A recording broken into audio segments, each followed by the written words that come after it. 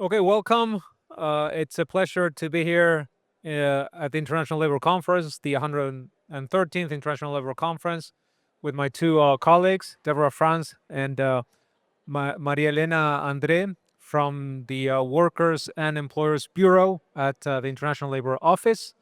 We wanted to take the opportunity of being here together at the ILC to have a brief discussion about the work that you do during the conference, and so that our audiences can understand a bit better the work of the bureau and the role that you play. So let me start with the first question. Like I said, you represent the employer bureau at the office and the worker bureau, which are departments in the International Labor Office.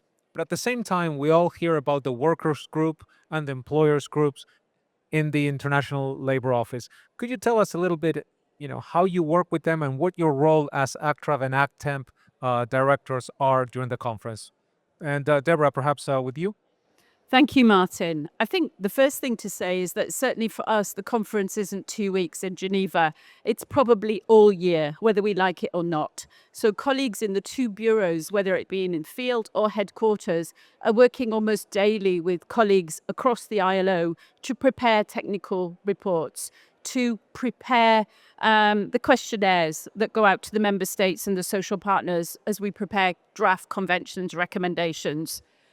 Preparing the groups and their secretariats on the procedures of how the conference works.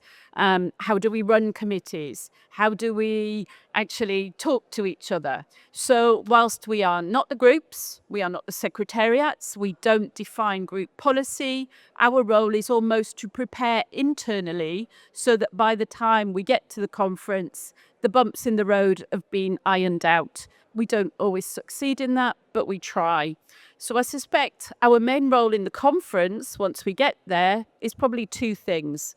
But first and foremost, we're a liaison between the office, from the DG downwards to everybody in the office, and the employers and workers groups. We're a sort of early warning system.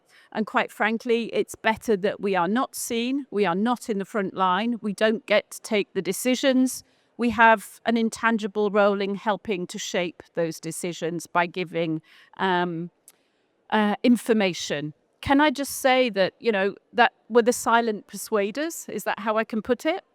And then finally, quite apart from the fact that there's someone from ACTEMP and ACTRAV on every single technical committee, the norms, the general affairs, being there to give technical advice to the employer constituents and the secretariats on procedures, on arcane texts of what was said 3 years ago, 4 years ago, 15 years ago, who knows.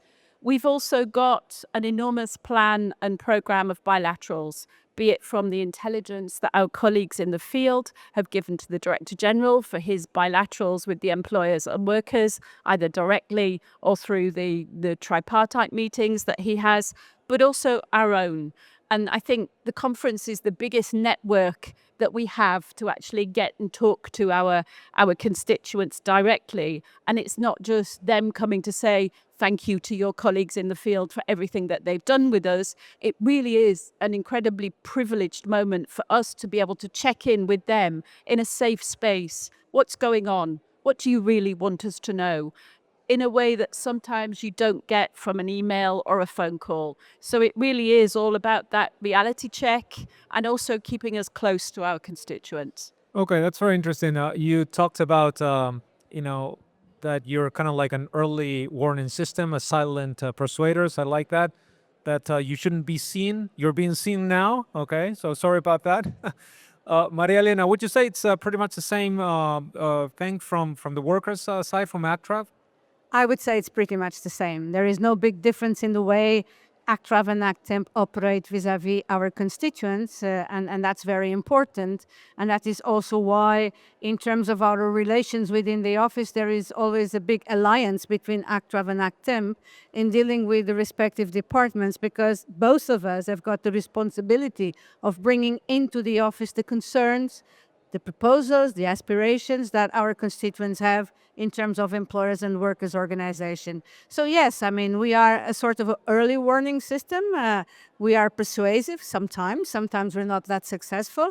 And this works both with the constituents that we deal with directly in Geneva, meaning the employers and the workers groups, but also the constituents that we deal with in the regions and in the countries. And I would like to say that beyond the work that we do with the constituents in the preparation of the ILC and other tripartite meetings, because those are the important moments of the organization, there is a lot of work that we do as bureaus with our constituents at the national level, at the sub-regional level, and at the regional level. And that's exactly where we can put our hands in the reality of everyday lives of our constituents, their needs, their concerns, their priorities, whether we are going into the right track, wrong direction, or the other way around as an office. And I think that this is very important as an early warning system.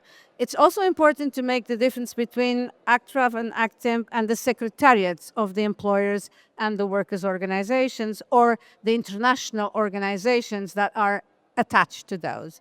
We are not the secretariats, and the secretariats are not the bureaus. We have a responsibility as ILO officials. Our first loyalty lies with the ILO and with the Director General, but we are here to facilitate this relationship in the best possible manner.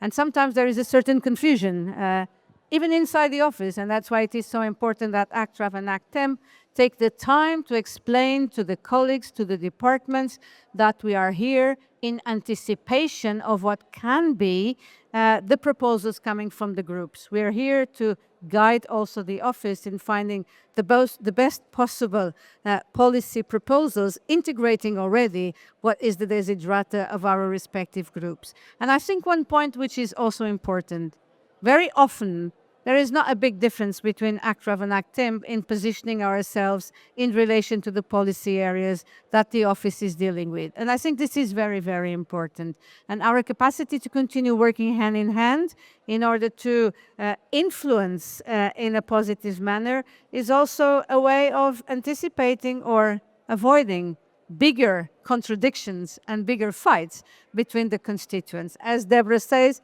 not always successful, but at least that's part of our remit and that's part of our job. So let me just pick up on that, because we just talked about what you do. Now, a very important thing that we do here at the ILO, or I would say a cornerstone of the ILO, is social dialogue, right? And you're in your day-to-day, you're doing social dialogue or promoting social dialogue pretty much all the time. We all know that we're living in challenging times. Multilateralism is under threat. What role do you see social dialogue playing and helping to overcome these difficult times that multilateralism is facing? If I can start with you on that one, Maria. Well, I think, Martin, you have set the scenario rightly. I mean, we are in a very uncertain world. And when I address the full workers group on the first day of their meetings in the ILC, I always tell them, I'm very sorry to say, but every year I have to admit that the world we live in this year is worse than where we were last year.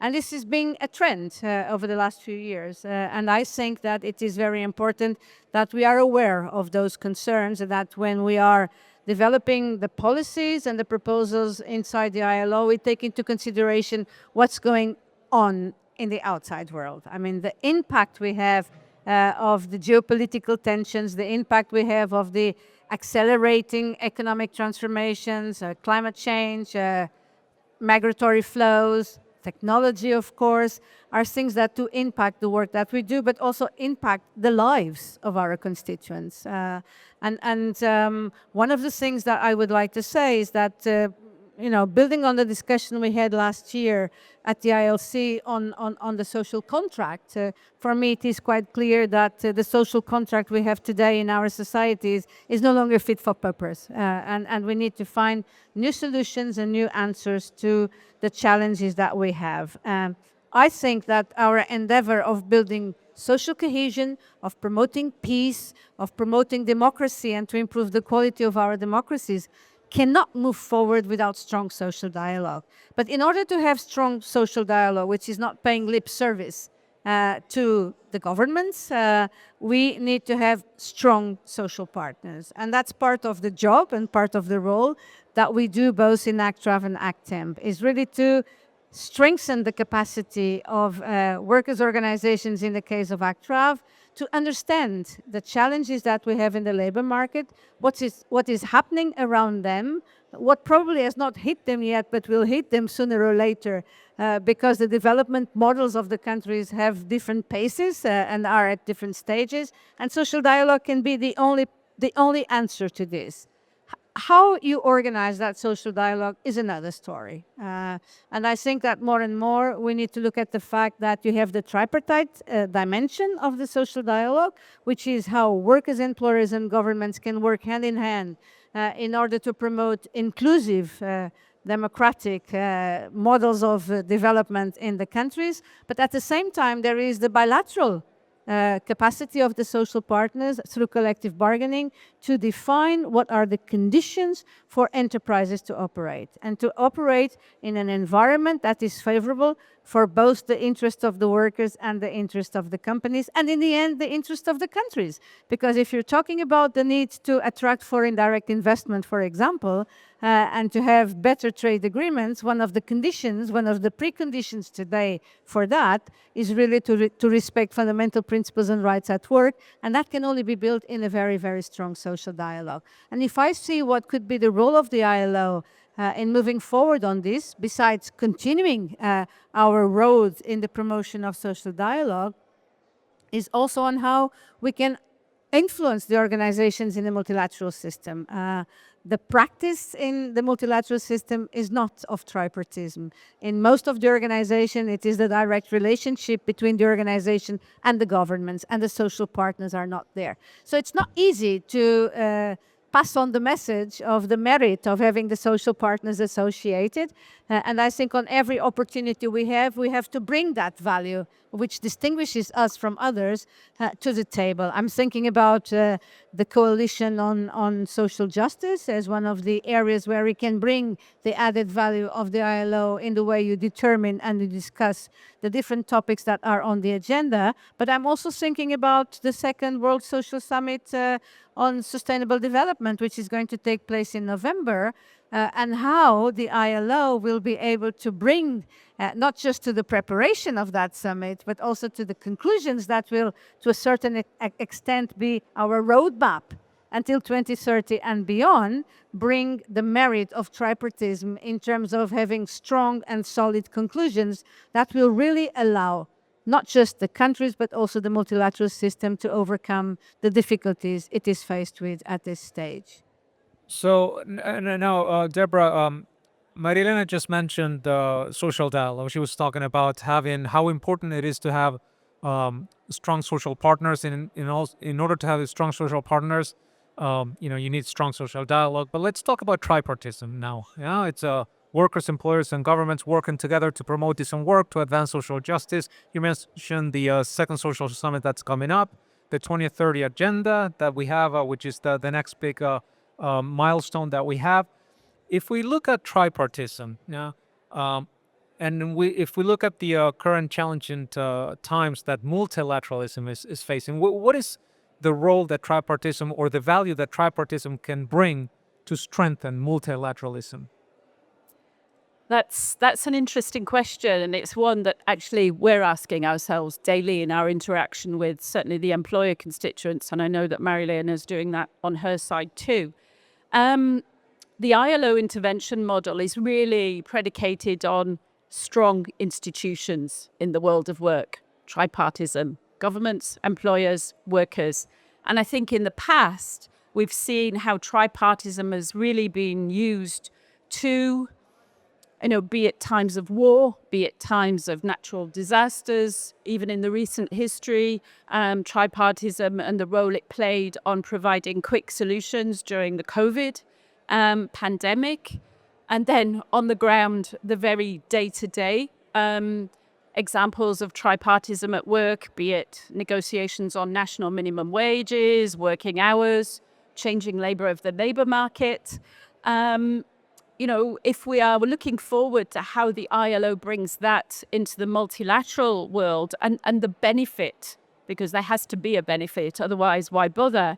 It really is this notion of representative institutions. Governments are democratically elected, but employers and workers too bring their all size, all sectors, representative, independent voices. And when the three of them come together, it can take time, it can be painful, as we see during the International Labour Conference, and we're only 2 days in and we're seeing interesting conversations. We sometimes struggle, we sometimes fall out, but when we agree, the results are actually an awful lot more tangible and sustainable. So therefore, bringing into the multilateral system the actors of the real economy brings the multilateral system closer, in our instance, to the real world of work, but also in an environment where there is really a challenge to institutions, those who speak loudest or those who are the best financed tend to get more house room. And there really is a rejection, whether we like it or not, well-founded or not, of institutions. It really is incumbent on the social partners themselves and the governments to really step up to the plate to make the case. And that's where the ILO comes in, because it's not just about what's going on in the multilateral system. We can't do that without the very real work that we're doing day by day. 3 steps forward, sometimes 10 back, and then another 3 forward in terms of strong, representative, and independent organisations of workers and employers. And our constituents are under pressure now in a way that they haven't been in the past, I think. There's been a watchword of adaptation and resilience. Now they really are coming under threat. And you'll read the DG's report to the conference, which I'm very pleased that he's focused on this. Because we are seeing challenges not only to social dialogue at international and national level, but also to the very organisations of social dialogue themselves. And therefore, we need to reinforce the work we are doing. And the organisations themselves also need to realise that adaptation and really looking at what your members want, how are you representing them, how are you engaging in a more complicated advocacy space is even more important than ever. Yeah, and just a reminder, I'm sure everyone here knows that the ILO is the only tripartite organization in the UN system, which is unique. And that was, in a way, the message that the DG gave at the opening of the ILC. He said that the function of the ILO and the normative function of the ILO is now needed more than ever. Before we close, I wanted to ask Maria Helena, I know you're coming to the end of a very successful ILO career. I'm sure you'll go on to do other very interesting things as well. I wanted to ask you 2 things. First, what's your fondest memory of your years here at the ILO? And also, what was your biggest challenge as director of ACTRAV? That's not an easy question. I think maybe the first thing I want to say is that it is a privilege to work for the ILO. And I would like every one of my colleagues to read their role and their responsibilities, no matter where they are and how they operate, that it is really a privilege. We have the possibility to make change happen in the work that we do as a team in the office, but also in the work that we do with our colleagues in the field. And for me, it's been a privilege to work with my colleagues in ACTRAV and to leave behind me a very capable team. And I'm very proud of the work that they have been doing and the work that they have done. Maybe when you ask me what was my fondest memory, I have many, but let me just put 2 on the table. The centenary celebrations and the capacity that the ILO had to be in the mouth of the world and how much we were on the limelight and how much the organizations of the multilateral system have followed the ILO and followed the work that we had done with a strong centenary declaration and setting the scene for the coming years. And probably the second one, which is linked to this, is the fact that immediately after we had this good declaration, a very good instrument of work to continue with our constituents. We had COVID.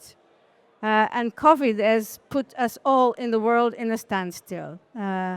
But I think one of the things that I'm very fond about is our capacity to react to COVID and to make the real links with the world of work during the pandemic. Very quickly in ACTRAV and across the office, we put our heads together and our hands to work, and we were able to stay connected with our constituents. We were able to learn about what were their concerns and their problems, and we were able to help them surf the wave. And I'm very proud of the work that we've done there. We have seen great results in many countries of workers and employers coming together on this bilateral dimension of their agreements to propose things to the governments, taking the initiative in order to protect the workers. We had no logbook. We had no logbook. What was understood was that we need to make the economy continue to run in a way that would not destroy its capacity to restart again, and we needed to make sure that the lives and the livelihoods of workers were not so much affected. So I think that was a great job that we did as an ILO and as a team. My biggest challenge is probably to put on the agenda of trade union organizations the needs to look internally and the needs to consider and recognize that they need to change their own structures internally if they want to continue being reliable partners in the world of work. So we've launched a big project which started by trade unions in the balance and then trade unions as actors for change, where working with the trade union organizations, we made them realize and recognize, not that they didn't know, that in order to continue being relevant in the world of work, they need to understand the changes that are happening in the world of work. They need to diversify their actions and their services to their members, but first and foremost, they need to be much more representative. So they need to go back to the basics of the trade union movement and organize members. Organize members in what are today very difficult sectors, because it's sectors in the informal economy, it's the platform economy workers, it's migrant workers, it's women workers, it's speaking a language that young people understand and make them come to the trade union as the voice of all the workers, and especially not looking at what is the employment relationship of a worker to say, I am here to convey your concerns and to protect you. And I'm very proud of that work that was initiated, and I know that this work is going to be continued in ACTRAV. I mean, that's really ILO in action, and ILO allowing the constituents to understand why do they exist. Thank you very much, and I'm sure the best is yet to come in the next step, this very important next step in your life. And thanks a lot for the work that ACTRAV has done and the collaboration that we've had over the years. Deborah, over the past years, you've been not only a colleague, but a very close partner of Maria Helena. I know you always sit together. Whenever we have meetings, you're sitting next to each other. You speak one after the other. I know you talk a lot. So I wanted to ask you too, what is your fondest memory of working with Maria Helena over the past many years? I'm not allowed to say most of them, Martin, and certainly not on a public mic. But joking aside, I mean, the serious bit is that I've worked with a number of ACTRAV directors, and we've always had a keen sense of what the role of the Bureau are and what the role of the Bureau is not. But I think with Maria Helena, I've been incredibly lucky and privileged to work with someone who, despite the outward personas we project, we don't agree on everything all the time. And maybe before you go, we're going to have that public fallout just to show. But joking aside, I think given our previous history, having jobs at European level and being actors in European social dialogue, we know the rules of the game. We had to adapt it from being a proponent and an actor in social dialogue to making that transition to come internal and being an international civil servant, which takes a while.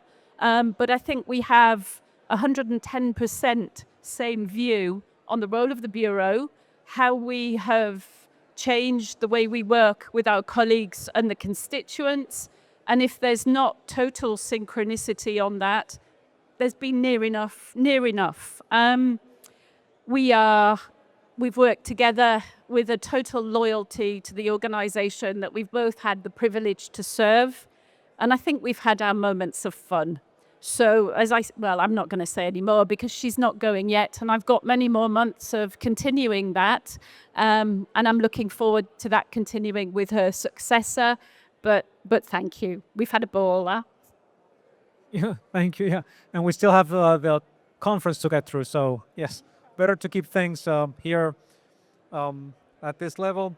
Look, thank you very much for taking the time to talk to us. I think it's very, very important that we revisit the role of the Bureau for the office, but also for the organization. It's a very unique and important role that the Bureau play, and it's something important for our external audiences, but also for our internal audiences to understand. So thank you very much, and best of luck for the rest of the conference. Thank you.